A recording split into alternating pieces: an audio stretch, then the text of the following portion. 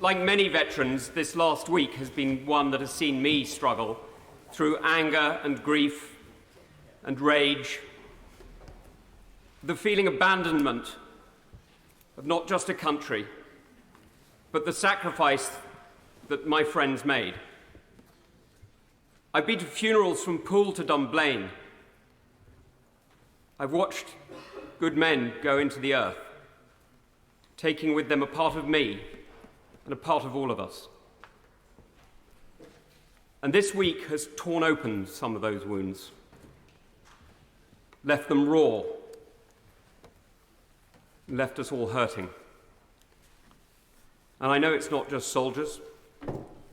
I know aid workers and diplomats who feel the same.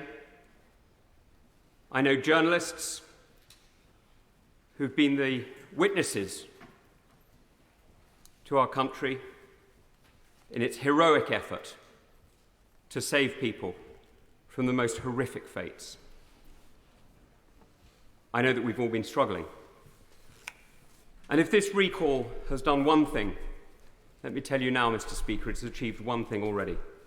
I've spoken to the Health Secretary, who's already made a commitment to do more for veterans' mental health. Yeah. This isn't just about us. The mission in Afghanistan wasn't a British mission, it was a NATO mission. It was a recognition that globalization has changed us all. The phone calls that I am still receiving, the text messages that I've been answering as I've been waiting, putting people in touch with our people in Afghanistan, reminds us that we are connected.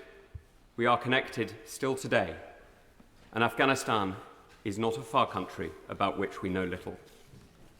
It is part of the main. That connection links us also to our European partners, to our European neighbours, and to our international friends. And so it is with great sadness that I now criticise one of them, because I was never prouder than when I was decorated by the 82nd Airborne after the capture of Musakala. It was a huge privilege to be recognised by such an extraordinary unit in combat. To see their commander-in-chief call into question the courage of men I fought with, to claim that they ran. It's shameful.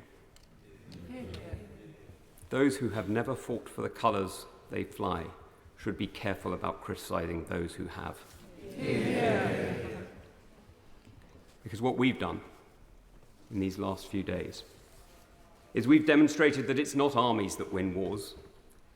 Armies can get tactical victories and operational victories that can hold a line. They can just about make room for peace, make room for people like us to talk, to compromise, to listen. It's nations that make war. Nations endure. Nations mobilize and muster.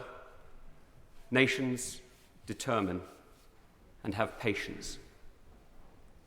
And here we've demonstrated, sadly, that we, the West, the United Kingdom, does not. Now, this is a harsh lesson for all of us. And if we're not careful, it could be a very, very difficult lesson for our allies. But it doesn't need to be.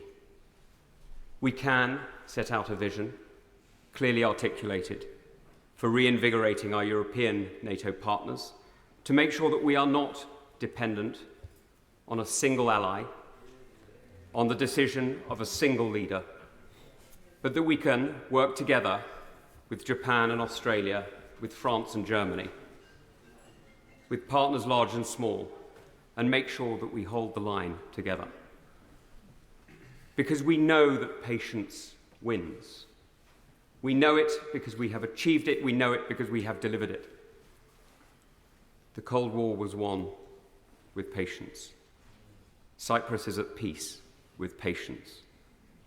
South Korea, with more than 10 times the number of troops that America had in Afghanistan, is prosperous through patience. So let's stop talking about forever wars. Let's recognise that forever peace is bought not cheaply, but hard, through determination and the will to endure. And that the tragedy of Afghanistan is that we're swapping that patient achievement for a second fire and a second war. Now we need to turn our attention to those who are in desperate need, supporting the UNHCR, the World Food Programme, and so many other organisations who can do so much for people in the region. Yes, supporting refugees, of course I support refugees, though I'm not going to get into the political auction of numbers. We just need to get people out. So I leave with one image. In the year that I was privileged to be the advisor to the Governor of Helmand, we opened girls' schools. And the joy it gave parents to see their little girls going to school was extraordinary, and I didn't understand it until I took my own daughter to school about a year ago. And there was a lot of crying when she first went in, but I got over it and it went okay. And I would love to see that continue. But there is a second image I must leave you with, and it is a harder one. But I'm afraid it is one that I think we must all remember. Only for a minute. And I wonder if you could say a bit more about that second image. I'm very grateful to my friend who was watching the clock more than me. The second image is one that the forever war that has just reignited could lead to.